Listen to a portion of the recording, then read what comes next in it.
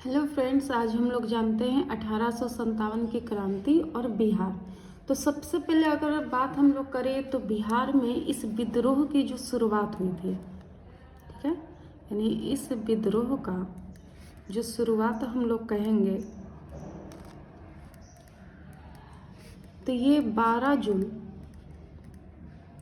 1857 को रोहनी से हुआ था, ठीक है, जो कि झारखंड का है।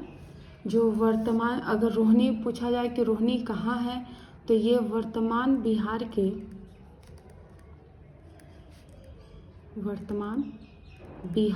के जो झारखंड राज्य है, ठीक है, तो ये देवघर का हिस्सा है रोहनी, ठीक है। तो बिहार में इस विद्रोह की शुरुआत 12 जून 1857 को रोहनी में हुआ था। रोहनी जो कि वर्तमान बिहार के झारखंड देवघर में है। अब इसी रोहनी में, ठीक है, 32वां रेजिमेंट, 32वां सिपाहियों के, ठीक है, सिपाहियों के रेजिमेंट स्थित था, ठीक है, जहाँ पे सलामत अली और शेख हारो के द्वारा, यानी यहाँ पे किन के द्वारा, तो दो लोग थे, सलामत अली और शेख हारो के द्वारा ब्रिटिश अधिकारी नॉर्मन लेस्सी की हत्या करवा दी। यानी इनके द्वारा किन की हत्या हो गई, तो एक ब्रिटिश अधिकारी था नॉर्मन लेस्सी, ठीक है, इनका हत्या हो गया। इन दोनों ने हत्या कर दिया, जो कि ब्रिटिश अधिकारी थे। ये क्या थे? ब्रिटिश अधिकारी। तो सलामत अली और शेख हारो के द्वारा नॉर्मन लेस्सी की हत्या करवा दी गई, ठीक है। इसके बाद, इस विद्रोह के बाद क्या होता है कि रोहनी में स्थित ये जो 32वां रेजिमेंट को स्थानांतरित करके, ठीक है, अब इसे कहाँ लेके आ गए? भागलपुर में। अब इसे क्या करेंगे, जो पहले रोहनी में था अब इसे स्थानांतरित कर दिया गया। स्थानांतरित कहने का मतलब है कि एक जगह से दूसरे जगह हटा देना, ठीक है। अब इसे कहाँ कर दिया गया? तो भागलपुर, जो कि बिहार का हिस्सा है, भागलपुर, ठीक है। अब इसमें क्या होता है कि 3 जुलाई 1857 में पटना में एक पुस्तक विक्रेता रहते हैं, यहाँ पे मैं लिख देती हूँ, एक पुस्तक विक्रेता रहते हैं जिनका नाम रहता पीर अली। तो इनके द्वारा 3 जुलाई 1857 को, ठीक है, इस विद्रोह का शुरुआत किया जाता है। और पीर अली जो थे एक चर्चित पुस्तक विक्रेता थे, जो कि किताबों के माध्यम से राष्ट्रीयता की भावना जागृत करते थे और ब्रिटिश विरोधी बातें छपवाया करते थे। यानी ये क्या करते थे कि पुस्तक विक्रेता थे जो कि पुस्तकों के माध्यम से, ठीक है, पुस्तकों के माध्यम से लोगों में राष्ट्रीयता की भावना लाते थे। कौन सी भावना? राष्ट्रीयता की भावना लाते थे पीर अली, ठीक है। इसके बाद क्या हुआ कि 4 जुलाई 1857 को देखा जाए तो पटना के जो तत्कालिक कमिश्नर थे, ठीक है, यानी कि तत्कालिक कहने का मतलब कि होता है ना कि कुछ समय के लिए, जो तत्कालिक कमिश्नर थे जिनका नाम था विलियम टेलर,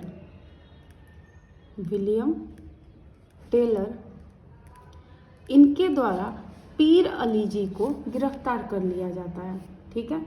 और केवल 2 हफ्ते के बाद ही, यानी कि कहा जाए तो 2 हफ्ते के बाद ही पीर अली और साथ में इनके 16 सहयोगी भी थे,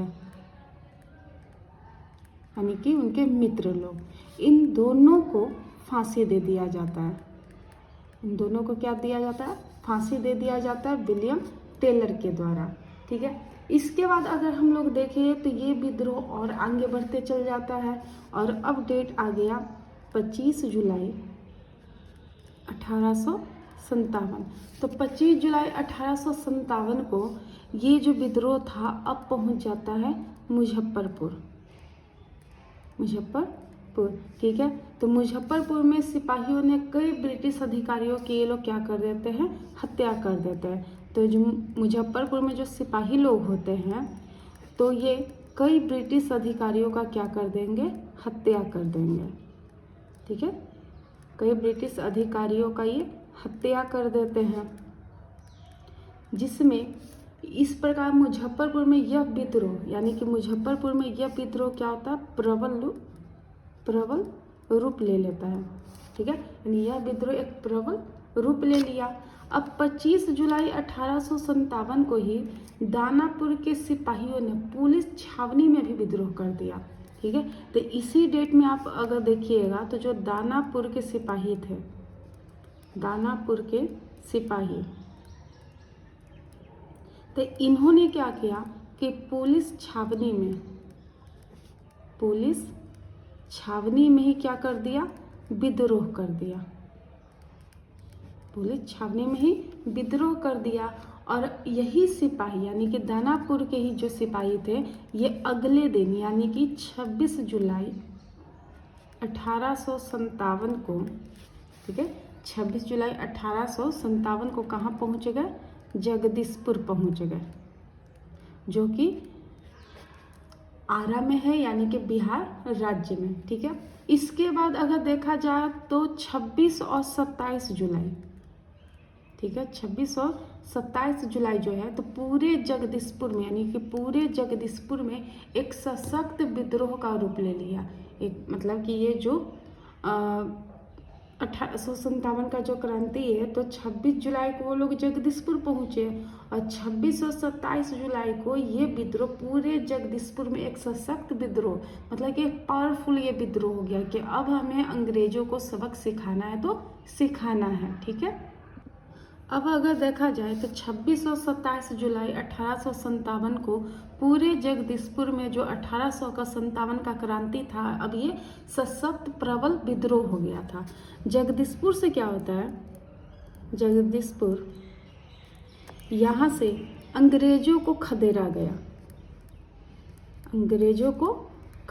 गया, ठीक है, यानी कि जो जगदीशपुर के वीर कुंवर सिंह थे, ठीक है, तो यहाँ के कौन है, वीर कुंवर सिंह, इन्होंने जगदीशपुर से नेतृत्व किया, ठीक है, सेना का नेतृत्व किया और इन्होंने ही अंग्रेजों को जगदीशपुर से खदेड़ दिया। इसके बाद क्या होता है कि वीर कुंवर सिंह जो है अब जगदीशपुर से कहाँ पहुँच जाएंगे तो आजमगढ़, और आजमगढ़ कहा जाए तो ये यूपी में है।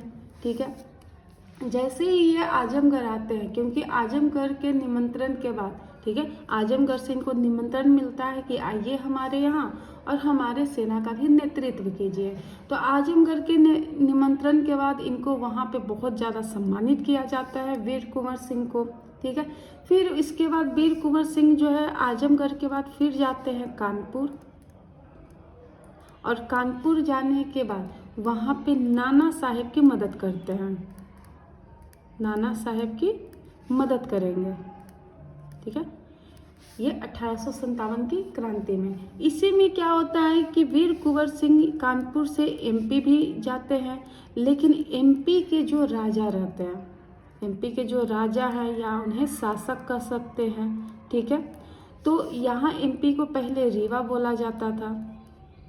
तो यहाँ के जो शासक थे तो वीर कुंवर सिंह को, ठीक है, यहाँ पे एंट्री नहीं देते हैं, यानी कि एमपी में उन्हें आने की अनुमति नहीं मिलता है। इसके बाद अगर देखा जाए तो वीर कुंवर सिंह जो थे, वीर कुंवर सिंह, तो इनके पिता का नाम साहबजादा सिंह था। ये इनके 2 भाई थे। वीर कुंवर सिंह के कितने भाई थे? 2 भाई थे। एक थे ज्येष्ठ भाई और एक थे अनुज भाई। जो ज्येष्ठ भाई थे उनका नाम था खुशहाल सिंह, खुशहाल सिंह, और जो अनुज भाई थे इनका नाम था अमर सिंह, अमर सिंह। तो साहबजादा सिंह ने अपने ज्येष्ठ पुत्र का शादी यानी खुशहाल सिंह का शादी गया में किए थे। ठीक है, तो खुशहाल सिंह जो थे तो गया से सेना का नेतृत्व कर रहे थे, सेना का नेतृत्व कर रहे थे। इस विद्रोह का अगर कोई प्रभाव अगर देखा जाता है तो 1857 का जो विद्रोह हुआ ये पूरे बिहार में हुआ था, लेकिन मुंगेर क्षेत्र में इसका कोई भी प्रभाव नहीं हुआ। मुंगेर क्षेत्र में इसका कोई प्रभाव नहीं हुआ था। इसके बाद क्या होता है कि 23 अप्रैल 1858 को, ठीक है, यूपी के बलिया से वीर कुंवर सिंह, ठीक है, कौन थे? वीर कुंवर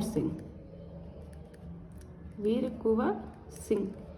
तो यूपी के बलिया से वीर कुंवर सिंह जो थे अपने सेना के साथ बिहार के तरफ कूच कर रहे थे, यानी कि बिहार की ओर आ रहे थे।